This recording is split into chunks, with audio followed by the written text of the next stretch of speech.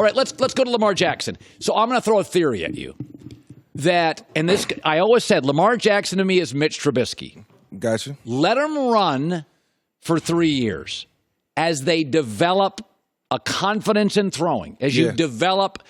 Russell Wilson did this a little for about 2 years.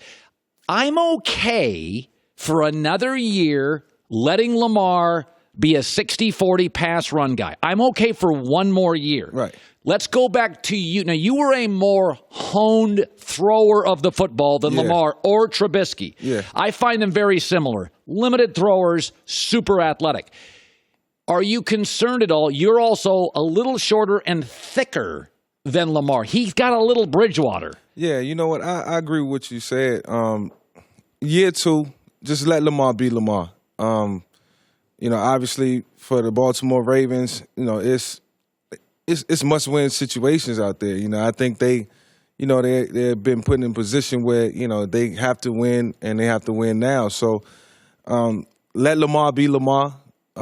Greg Roman is going to do a great job of last year. Yeah, he's going to do a great job of creating run plays for Lamar, and then taking into account the fact that sometimes he's going to improv, pull the ball down, and run too. That's why I think when Harbaugh's saying bet the over, he knows it's going to be design runs. It's going to be some runs that's going to come off improvisation where he just pull the ball down and run. Now he don't have a body.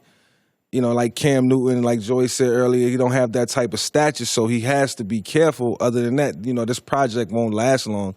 So, within, him being a running quarterback this year, he has to be develop. He has to develop as a passer, hands down, without a doubt. Yeah, they do have 2 rookie tight ends last year. They drafted a wide receiver. I do like that offensively, they're kind of creating this young unit he can grow with.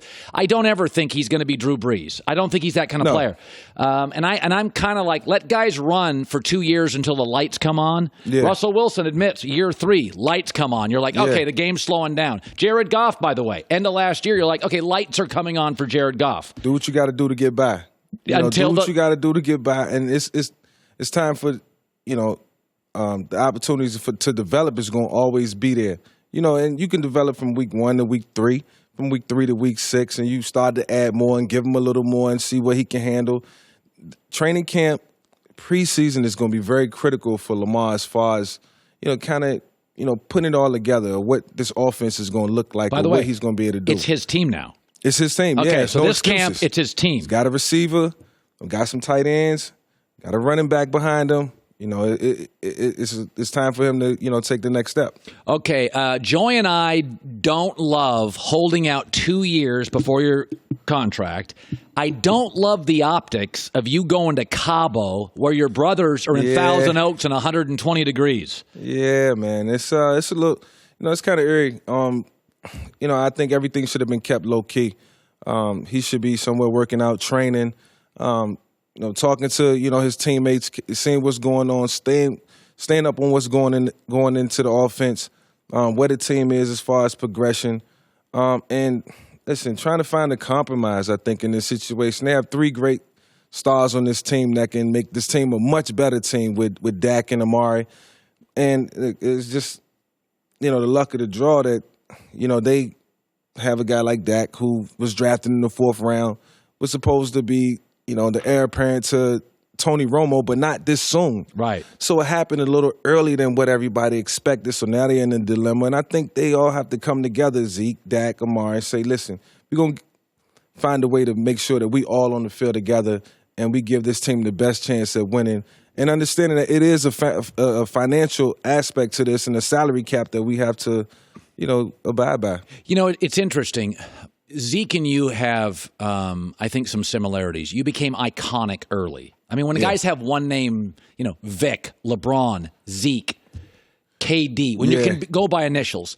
So Zeke came into the league, and I think he's lacked a certain maturity. You have admitted when you came into the league, you didn't study as hard. If you went and did it again, do it different. Do it totally different. So you have much more self-awareness now than you did at 22. There are times with Zeke where I look at him and I think, I wish he was 34 now. Right. He doesn't have the self-awareness. He doesn't get that Cabo looks terrible. Yeah, he doesn't, have the maturity of a guy like Dak Prescott, who seems very mature. And obviously he plays the quarterback position, and there's a different type of demand. And, Zeke is a running back and a guy who can just line up and show up and be really, really good at what he do.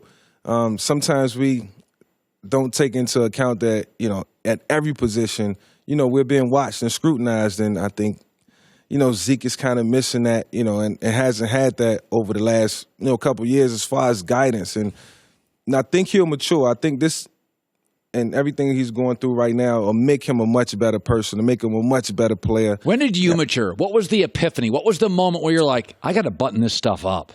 In 2005, when I flicked off the crowd, after a game when we played the New Orleans Saints, and I had a decent game, and I didn't feel like I made a lot of mistakes, and we lost the game, and you want to point the finger, but you can't, and it was some fans just taunting me, and I flicked them off, and I was like, I had a conversation with my mom, and just knew it was time for a change. It was time to change my surroundings and grow up a little bit, and that had to happen like sooner than later. This may be the wake-up call for Zeke. Maybe this is. I think so. We got to get him out of Cabo, got to get him around the guys, got to get him a deal in place, and I would love to see this guy on the field this year because he's definitely somebody that has made the league continue to churn over the years. I look at Odell Beckham, and I've said before, I think he's the first NBA player in the NFL.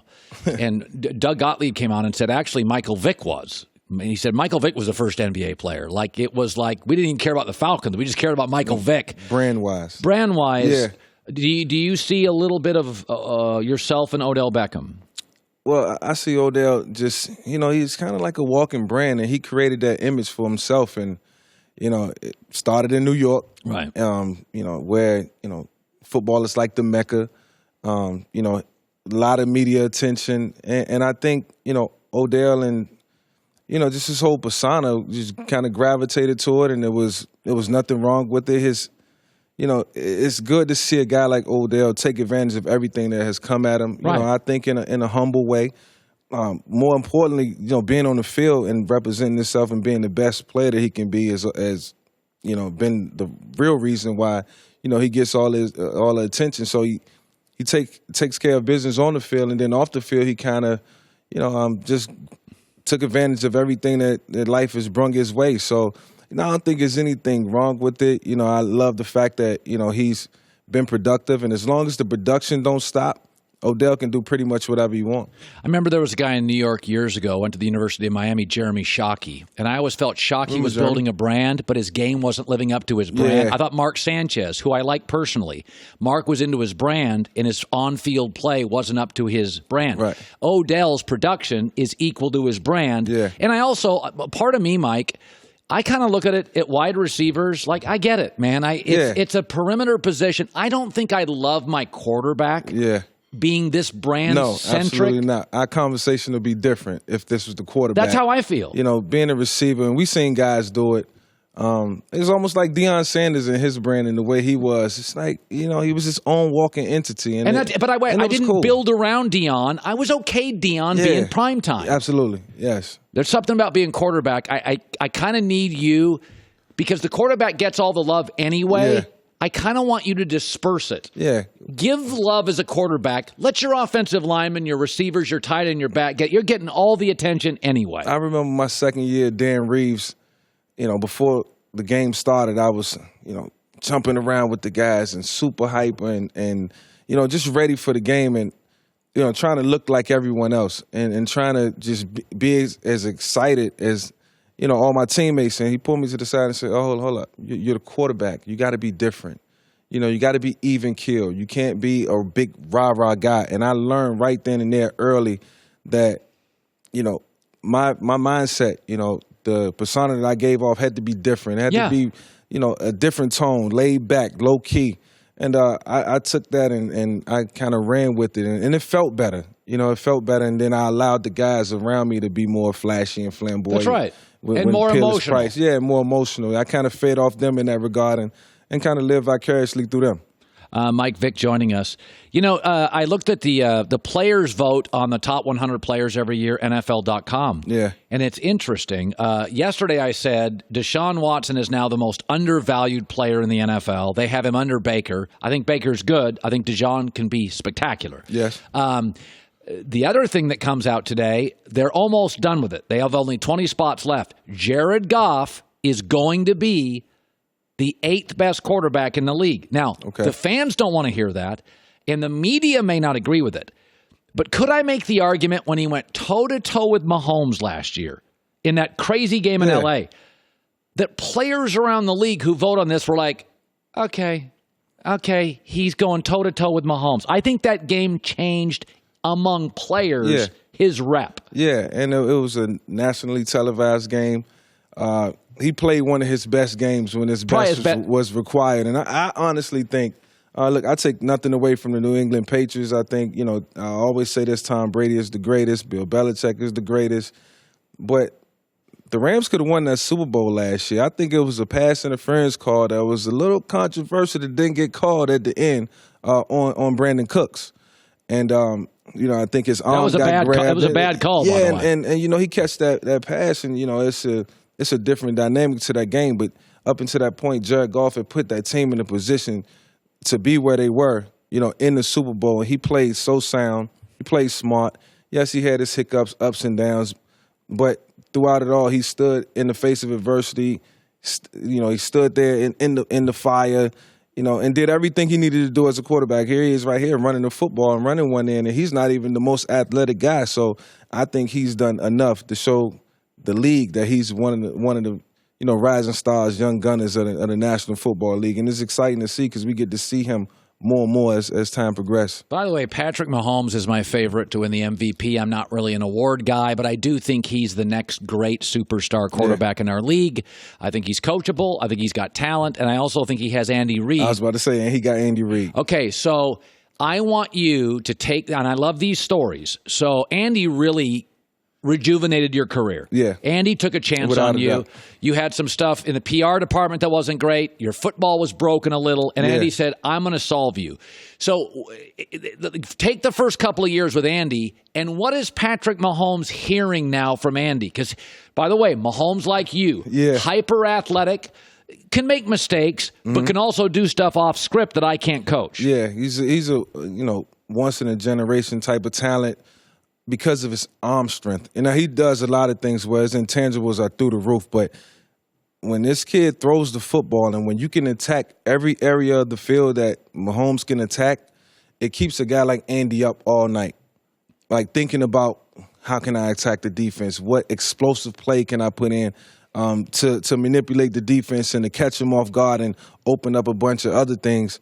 And I know that because Andy used to text me at 11:30, 12 o'clock at night, take a look at this play. And it was all about taking advantage of what I could do arm strength-wise and stretching the defense.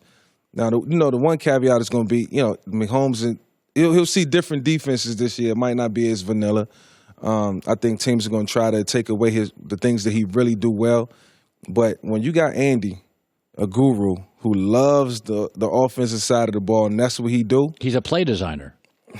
I mean, it's just going to continue to keep coming, and what we've seen from Patrick last year, that'll get magnified.